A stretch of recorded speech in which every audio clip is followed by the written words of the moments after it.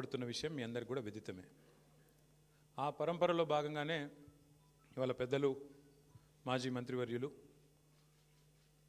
శ్రీ హరీష్ రావు గారిని ఈరోజు ఫోన్ ట్యాపింగ్లో ఏదో విచారణ పేరిట వారు నిన్న రాత్రి అక్కడ సిద్దిపేటలో ఉంటే అర్జెంటుగా ఆగమేఘాల మీద మీరు పొద్దున్నే రావాలా అని చెప్పి రాత్రి 9 గంటలకు నోటీస్ ఇచ్చి పొద్దున 11 గంటలకి హరీష్ రావు గారిని రమ్మని ఆదేశిస్తే ఈ దేశంలో ఉండే చట్టాలు, న్యాయ వ్యవస్థ, రాజ్యాంగం వీటి మీద గౌరవం ఉన్న ఒక పౌరుడిగా, ఒక నిబద్ధత కలిగిన నాయకుడిగా రాత్రికి రాత్రి వాళ్ళ పొద్దున నిజానికి ఆయన కార్యక్రమాలు ఉన్నాయి సిద్దిపేటలో, అవన్నీ రద్దు చేసుకొని ఈరోజు రాత్రికి రాత్రి హుటాహుటిన బయలుదేరి వచ్చి దాదాపు రాత్రి 12 గంటలకు హైదరాబాద్ చేరుకొని వాళ్ళ పొద్దున ఉదయమే మళ్ళీ తిరిగి విచారణకు హాజరైనారు. కానీ ఈ విచారణ చూస్తూ ఉంటే ఈ గవర్నమెంటు ముఖ్యంగా కాంగ్రెస్ పార్టీ యొక్క వైఖరి చూస్తుంటే గతంలో చెప్తారు తాను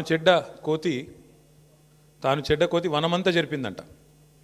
అట్లాగా రేవంత్ రెడ్డి గారు ఆయన గతంలో దరిద్రపు కొట్టు పనులు చేసిండు కాబట్టి, దొంగ పనులు చేసి దొరికిపోయిండు కాబట్టి, డబ్బు సంచులతో దొరికిన దొంగ కాబట్టి అందరూ కూడా అదే బుద్ధులు ఉంటాయి అనుకునే ఒక పద్ధతుల్లో ఆయన వ్యవహారం కనబడతా ఉంది. ఆయన కంటిన బురద అందరికి అంటాలని చెప్పి ఆయన పాపం తాపత్రయపడుతున్నాడు, తహతహలాడుతూ ఉన్నాడు.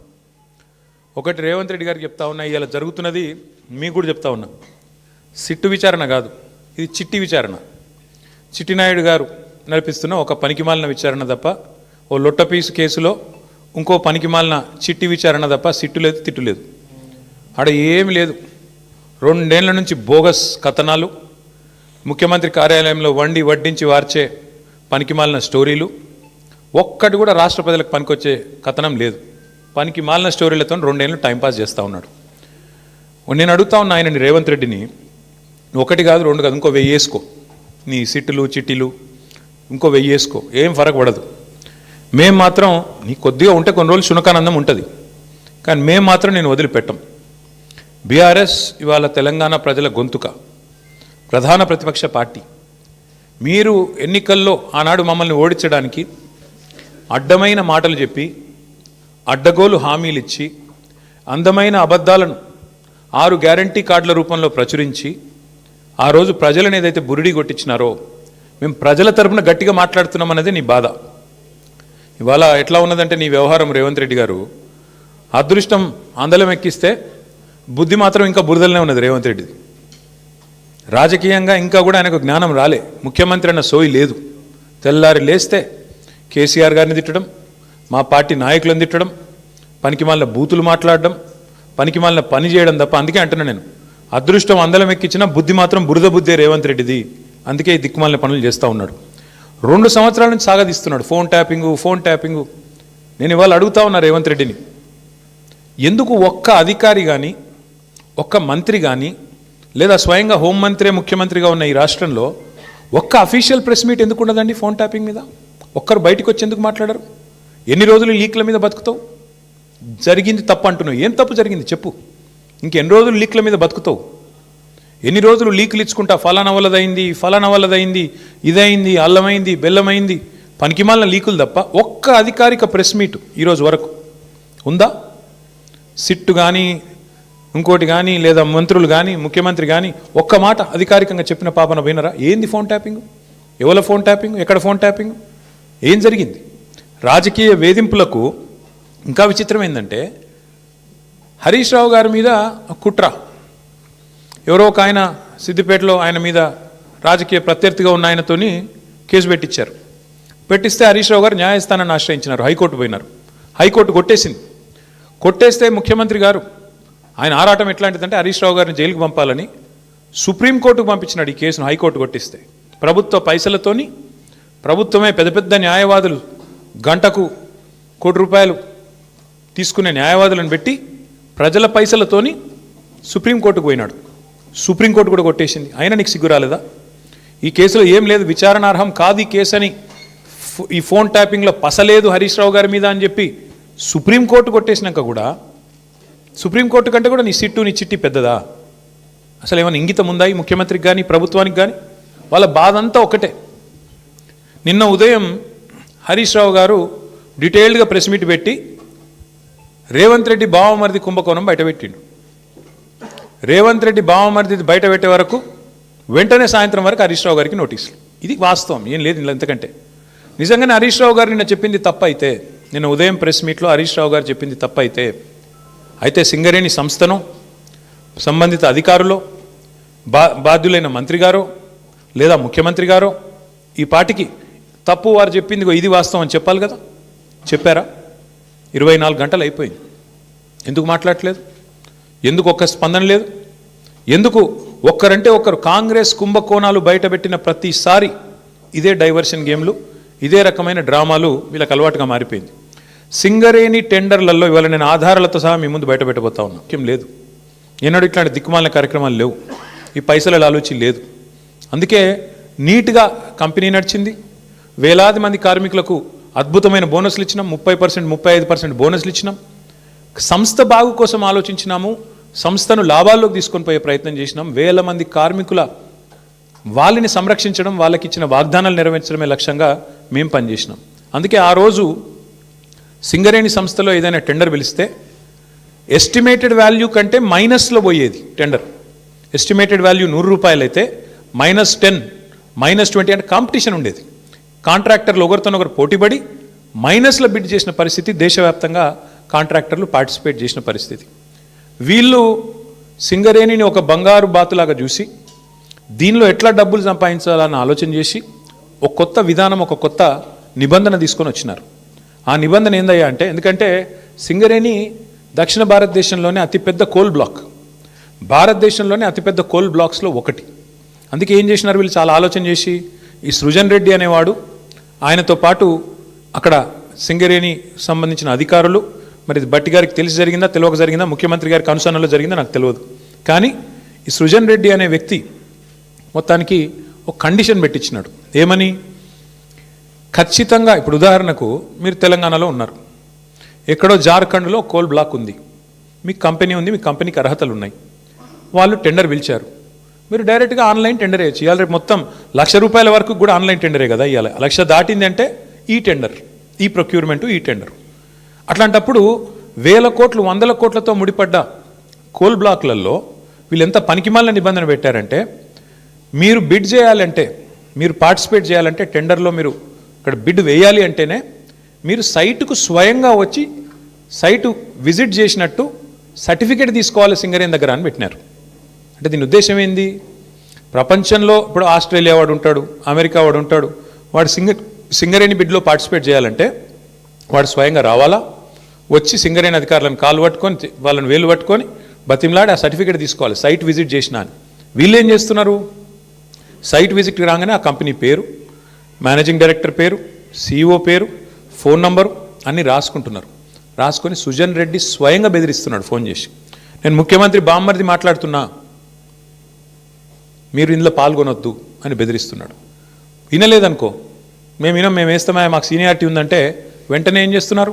వాళ్ళకి సర్టిఫికేట్ ఇస్తలేరు, వాళ్ళు సైట్ విజిట్ చేసినట్టు కూడా సర్టిఫికేట్ ఇవ్వట్లేదు, తద్వారా వాళ్ళు పార్టిసిపేట్ చేయకుండానే ఎగరగొడతా ఉన్నారు. ఇది జరుగుతూ ఉంది సింగరేణి. ఇప్పుడు నైనీ కోల్ బ్లాక్ ఏదైతే నిన్న బట్టి విక్రమార్క గారు రద్దు చేశారో, ఆ రద్దు వెనుక ఉన్నది కూడా వాటాల పంచాయతీ మీకు తెలుసు. అట్లాగే ఈరోజు సింగరేణిలో జరుగుతున్నది కూడా అచ్చంగా ఇదే ఆధారంగా, ఇదే పద్ధతుల్లో ఏం జరిగింది అంటే, ఇప్పుడు నేను చదివి వినిపిస్తాను, మీరు వినండి. ఇది కొత్తగా ప్రారంభమైంది కాదు. రేవంత్ రెడ్డి గారి గవర్నమెంట్ రాగానే, కాంగ్రెస్ గవర్నమెంట్ రాగానే ఈ దోపిడీ స్టార్ట్ అయింది. ఎప్పుడు స్టార్ట్ అయింది? ఫిబ్రవరి 24 నుంచి స్టార్ట్ అయింది. ఫిబ్రవరి 20 రోజు ఎంక్వైరీ డేటు, ఒక 385 కోట్లది టెండర్ పిలిచిండ్రు. అప్పుడు ఇంకా ఈ సైట్ విజిట్ పెట్టినట్టు లేరు, అందుకే అప్పుడు కూడా లెస్లనే పోయింది. తర్వాత ఇంకొక టెండర్ పిలిచిండ్రు మేలో, అది కూడా లెస్లనే పోయింది. Godavari Khani RGOC1, RGOCP3 mine, ఈ రెండు కూడా ఇంకా అప్పటికి దిక్కుమాలిన దంద మొదలు కాలే. ఆడికెళ్ళి మొదలైంది కథ. ఎప్పుడు? 24కి వెళ్ళి 24 జూన్కి వెళ్ళి మొదలైంది. ఫస్ట్ టెండర్ ఎప్పుడు స్టార్ట్ అయిందంటే, విక్రమ్ రెడ్డి అన్నట్టు ఆయన కాంట్రాక్టరు, తర్వాత సృజన్ రెడ్డి, దీక్షిత్ రావు, G వెంకటేశ్వర్ రెడ్డి, తర్వాత CH సుశాంత్, సుధీర్ హీరాలాల్ ధోలు, వీళ్ళందరూ కలిసి రింగ్ అయ్యి మొత్తానికి ఇప్పటికీ 7 టెండర్లు అన్నీ కూడా ఎక్సెస్ బేసిస్లో ఇదే సైట్ విజిట్ సర్టిఫికేషన్ అనే అడ్డమైన నిబంధన పట్టుకొని అంటే కాంట్రాక్టర్ సైట్కు రావాలి, వస్తేనే సింగరేణి సర్టిఫికేట్ ఇస్తుంది. తప్పన కాంట్రాక్టర్ నేను బిడ్ వేస్తా అంటే సర్టిఫికేట్ ఇయ్యేది. సృజన్ రెడ్డి ఫోన్కు ఆయన బెదిరింపులకు లొంగకపోతే వినకుండా ఎక్సెస్ ఇప్పటికీ గతంలో -10, -22లో పోయిన టెండర్లు ఇవాళ డైరెక్ట్గా సృజన్ రెడ్డి కంపెనీకి 207 కోట్ల కాంట్రాక్టు +12%కి వచ్చింది. శోధా కన్స్ట్రక్షన్స్ అనే కంపెనీ సృజన్ రెడ్డిది, అలా భార్య పేరు ఉంటుంది అందులో. ఇది వాస్తవమా కాదా దయచేసి మీరు తెలుసుకోండి, కాపీ కూడా మీ అందరికీ ఇస్తాను, మీరు కూడా తెలుసుకోవచ్చు. అట్లాగే వీళ్ళందరూ ఇప్పుడు జీవీఆర్, సిహెచ్ సుశాంత్, దీక్షిత్ అంతా ఒక రింగు ముఠా ఇది. ఈ ముఠాకి నాయకుడు సృజన్ రెడ్డి, రేవంత్ రెడ్డి బావమర్ది, వీళ్ళందరూ కలిసి వేసిన రింగు టెండర్లు. ఇది నిన్న హరీష్ రావు గారు బయట పెట్టిండు. ఏమన్నాడు హరీష్ రావు గారు నిన్న? 9 ఒక్కటే రద్దు చేస్తే సరిపోదు బట్టి గారు, మరి నీకు తెలియకుండా జరుగుతున్నాయి ఇవన్నీ, ఇవి కూడా రద్దు చేస్తావా లేదా అన్నాడు. దాంతోనే ఏంది ప్రభుత్వం లిక్కిపడ్డది. ఓహో మా దొంగతనం బయటపడుతుంది కాబట్టి ఏం చేయాలి, హరీష్ రావుకు నోటీసు. నేను సాయంత్రం నోటీసు, పొద్దున ఎంక్వైరీ. ఇది మొదటిసారి కాదు, 1000 కోట్లకు పైగా సివిల్ సప్లై స్కామ్ జరిగిందని బయట పెట్టంగానే అప్పుడు ఇట్లనే డైవర్షన్. మూసీ 1.5 కోట్ల కుంభకోణం బయట పెట్టంగానే అప్పుడు ఇట్లే డైవర్షన్.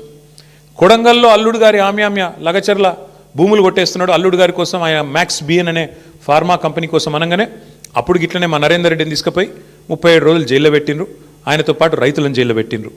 తర్వాత విద్యుత్ కుంభకోణం, కాళేశ్వరం కమిషను, ఫోన్ ట్యాపింగు, గొర్రెల సాము, ఫార్ములా ఈ, మన్ను మశానం అని ఫోన్ ట్యాప్, మొత్తానికి 2 ఇయర్స్ టైంపాస్ వ్యవహారం తప్ప ఒక్కటంటే ఒక్కటి ఈరోజు వరకు రుజువు చేసింది లేదు, పీకింది లేదు.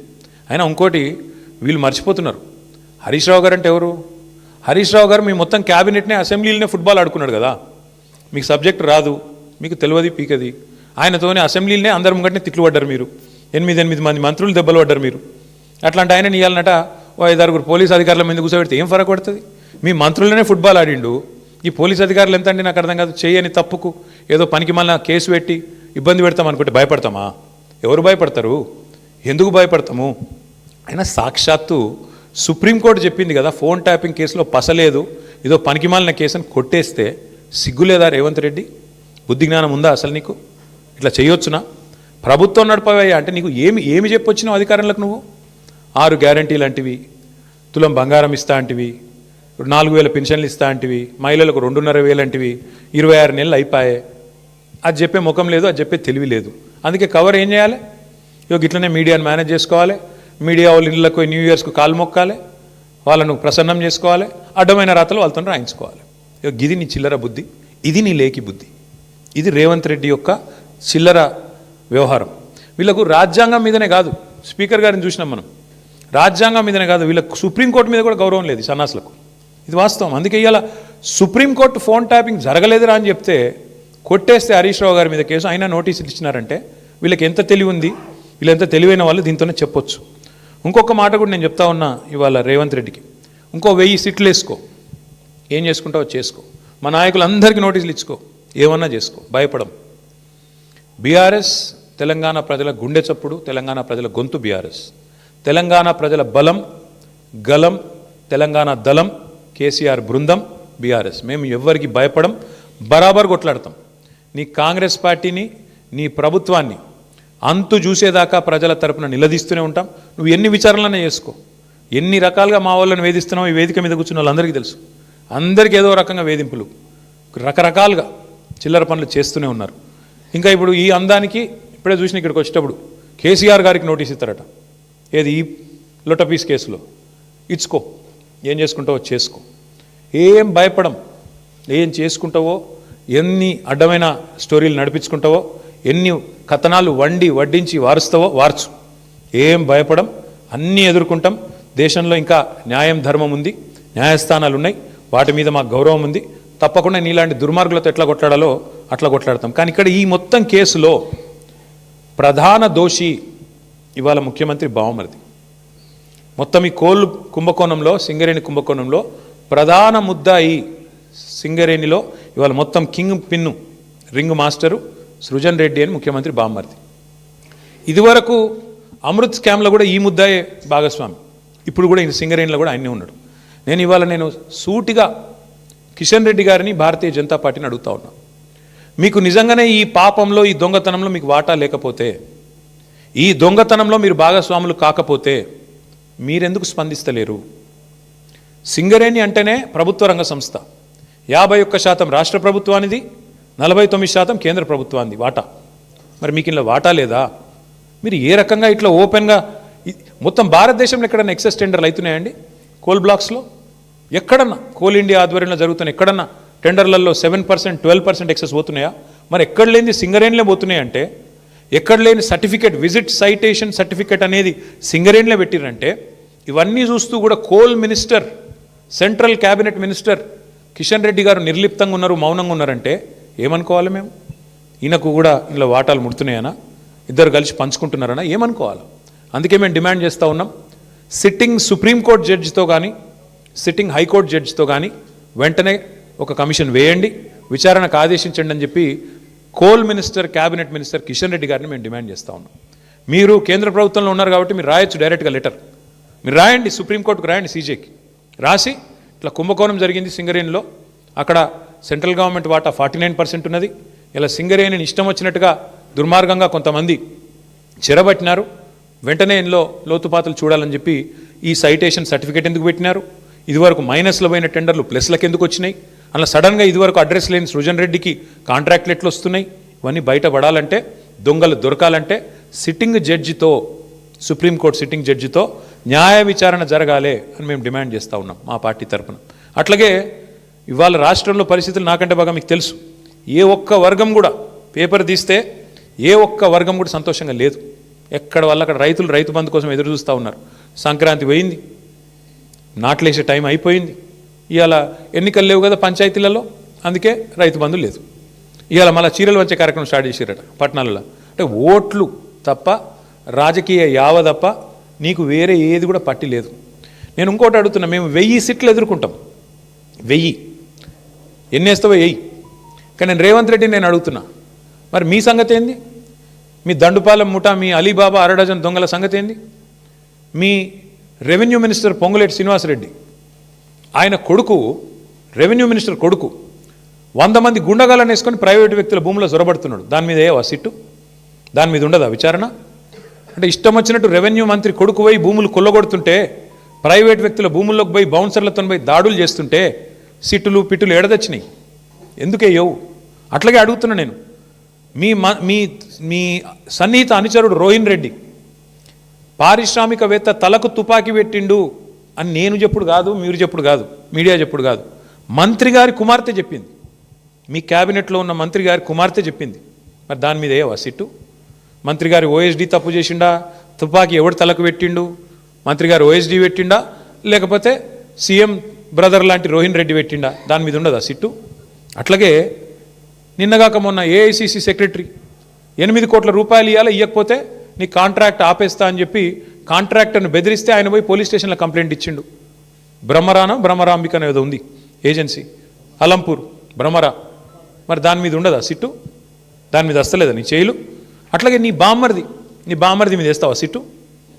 అంటే ఇక సిట్టులు పిట్టులు ఈ డ్రామాలు ఓన్లీ బీఆర్ఎస్ని టార్గెట్ చేసుకుంటేనే వేయాలి. బీజేపీని ముట్టవు, మీ కాంగ్రెస్ వాళ్ళను అసలు ఇన్ని కుంభకోణాలు డైరెక్ట్గా బహిరంగంగా బద్దలవుతుంటే దాని మీద సిట్లు ఉండవా?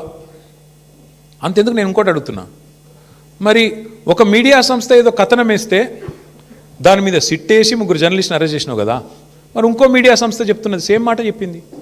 ఇంకో మీడియా సంస్థ అయితే ఇంకా దారుణంగా మాట్లాడింది. బట్టి విక్రమార్కనే ఇలా పాత్ర పోషించిండు, ఆయననే మొత్తం టెండర్లు రిగ్ చేసిండు నైనిలా అని ఓపెన్గా ఒక మీడియా సంస్థ రాసింది. మరి వాళ్ళ మీద ఎందుకో ఉండదు యాక్షన్, వాళ్ళ మీద ఉండదా సిట్టు? అంటే పగబడితే కూడా ఓన్లీ తెలంగాణ జర్నలిస్టులను పగబట్టాలా? ఓ 2 బీసీ బిడ్డలు, ఒక ఎస్సీ బిడ్డ, 3 జర్నలిస్టులు, వాళ్ళని మాత్రం లోపలేయాలా? యాజమాన్యాలను ముట్టవు, నీకు ఆ ధైర్యం లేదు. వాళ్ళని మాత్రం ఎవరైతే అసలు దొంగలు ఉన్నారో వాళ్ళని ముట్టుకునే ధైర్యం లేదు నీకు. ఇవన్నీ ప్రజలు చూస్తలేరు అనుకుంటున్నావా? నేను ఒకటే అంటా ఉన్నా, నువ్వు ఏమన్నా చేసుకో రేవంత్ రెడ్డి, ఒకటి మాత్రం పక్కా, నిన్ను మాత్రం వదిలిపెట్టం. ఇవాళ నేను అధికారులకు కూడా చెప్తా ఉన్నా, ఈ ఫోన్ ట్యాపింగ్లు వీటి మీద జరుగుతున్న ధారావాహికంగా జరుగుతున్న డ్రామాలు, ఇందులో భాగస్వాములు ఇచ్చిన అధికారులకు కూడా నేను చెప్తా ఉన్నా, ప్రతిరోజు ఒక్కరిదే ఉండదు. ఇంకో 2-2.5 ఏళ్లలో మళ్ళీ మా ప్రభుత్వం తప్పకుండా వస్తుంది. మీకు తెలుసు, అది ప్రజల మూడు మీకు తెలుసు. మొన్న గ్రామ పంచాయతీ ఎన్నికల్లో చూసినారు, మీకు తెలుసు. ఇవాళ ఎన్నికలు పెడితే రాష్ట్రంలో ఏం ఫలితం వస్తుందో కూడా అధికారులకు తెలుసు. నేను వారికి చెప్తా ఉన్నా, మేమెన్నడూ గత 10 ఏళ్లలో ఇట్లా అధికారాన్ని దుర్వినియోగం చేయలేదు, ఎక్కడా చేయలేదు. ముఖ్యంగా పోలీస్ వ్యవస్థను ఇంత అడ్డంగా దుర్వినియోగం చేసి ఏదైతే ఇవాళ నాటకాలు ఆడుతున్నారో వాళ్ళందరికీ నేను ఒకటే చెప్తా ఉన్నా, మీరు బలవుతారు, మధ్యలో మీరు బలవుతారు. రేవంత్ రెడ్డి రాజకీయ క్రీడలో మీరు బలవుతారు. మొన్నెట్లయితే కాంగ్రెస్ పార్టీ అంతర్గత కుమ్ములాటల్లో ఆధిపత్య పోరులో జర్నలిస్టులు బలైనారో, రేపు నేను చెప్తున్నా, మీరు భాగస్వాములు అయితే అధికారులు మీరు బలవుతారు. గుర్తుపెట్టుకోండి. రిటైర్ అయిన వాళ్ళని ఏం చేయలేరు భవిష్యత్తులో బీఆర్ఎస్ వాళ్ళు అనుకుంటురేమో, దానికి కూడా మాకు రేవంత్ రెడ్డి గారే తోజు పెట్టిండు. రిటైర్ అయిన అధికారులను కూడా తీసుకొచ్చి 40 రోజులు జైల్లో పెట్టినాడు.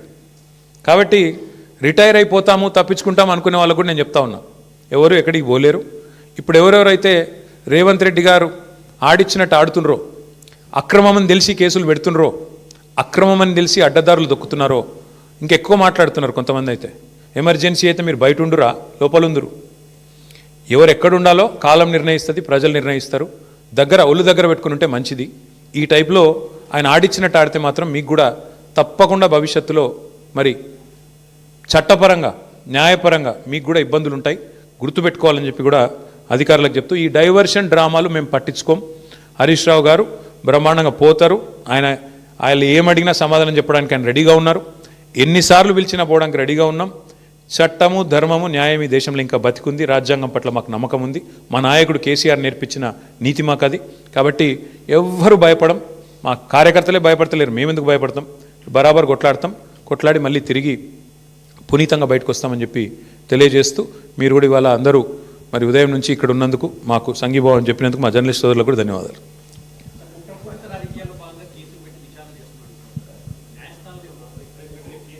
ఇప్పుడు న్యాయస్థానాల్లో ఆల్రెడీ కాళేశ్వరం విషయంలో ఆశ్రయించాము. కాళేశ్వరంలో ఆల్రెడీ విచారణ జరుగుతోంది. ఫోన్ ట్యాపింగ్లో కూడా already the matter is sub జుడిస్. వాస్తవానికి సుప్రీంకోర్టులో వ్యవహారం నడుస్తూనే ఉంది. ఆల్రెడీ హరీష్ రావు గారికి సుప్రీంకోర్టు కొట్టేసింది, క్లీన్ చిట్ ఇచ్చింది. అయినా ఎందుకు పిలిచారో మీరు వాళ్ళని అడగాల. విచిత్రం ఏంటంటే బ్రదర్, మేమేమో ఈ 2 ఏళ్లలో 200 ప్రెస్ మీట్లు పెట్టింటాం ముఖ్య నాయకులందరం కలిసి. ఒక్క ప్రెస్ మీట్ ఫోన్ ట్యాపింగ్ మీద ఒక్కడు కాంగ్రెస్ వాడు పెట్టినాడా? ఒక్కడు ఎవడన్నా బాధ్యత గల్లోడు ఎవరన్నా ఒక్కరు చెప్పాలి కదా. అసలు ఏంటి కేసు, ఎవరి మీద ఆరోపణ, ఏంటి ప్రూఫ్? ఒక్కరు పోలీసు వాళ్ళన్నా చెప్పన్నా? ఏది లేదు, అంతా లీక్ల మీదకెళ్ళి నడిపిస్తున్నారు. మీరు కూడా అవే రాస్తున్నారు. ఆయన లీక్ ఇచ్చుడు, మీరు అదేదో పెద్ద అదే గాస్పెల్, అదేదో భగవద్గీత అన్నట్టు మీరు రాసుడు, దాన్ని మళ్ళీ పెద్ద తెల్లరి తాటికాయంత అక్షరాలతో రాసుడు. దాని వెనకాల అడ్వర్టైజ్మెంట్లు, మీడియా మేనేజ్మెంట్లు, సంక్రాంతి శుభాకాంక్షలు, న్యూ ఇయర్ గ్రీటింగ్స్ మాకు కనబడుతూనే ఉన్నాయి. ఎజెండా డ్రివెన్ పాలిటిక్స్ నడుస్తోంది. విచారణ పూర్తి కాలేదు కాబట్టి చెప్తున్నా బ్రదర్. అందుకే న్యాయం, ధర్మం ఉందని చెప్తున్నా. బరాబర్ కొట్లాడతాము, బరాబర్ న్యాయస్థానాన్ని ఆశ్రయించి 100% విచారణ పూర్తి కాలేదంటే ఆయన హరీష్ రావు గారికి ఆల్రెడీ క్లీన్ చిట్ ఇచ్చింది కదా సుప్రీంకోర్టు. ఆయన మీద ఫోన్ ట్యాపింగ్ విషయంలో ఆధారాలు లేవని కొట్టేసింది కదా. మర్చిపోయినరా మీరు? వీళ్ళు కోట్లాది రూపాయలు ఖర్చు పెట్టి లాయర్లను పెట్టుకున్నా కొట్టవతల వారేసిండు కదా. హరీష్ రావు గారి మీద ఎందుకున్నది?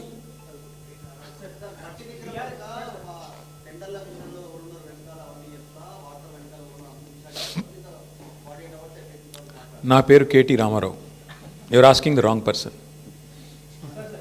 ఏమవుతుంది అన్నది లేదు. దొంగలు కలిసి ఉల్లు పంచుకుంటున్నారు. ఒక ఆయన మిస్టర్ 20%, ఒక ఆయన బ్యాగ్ మ్యాన్.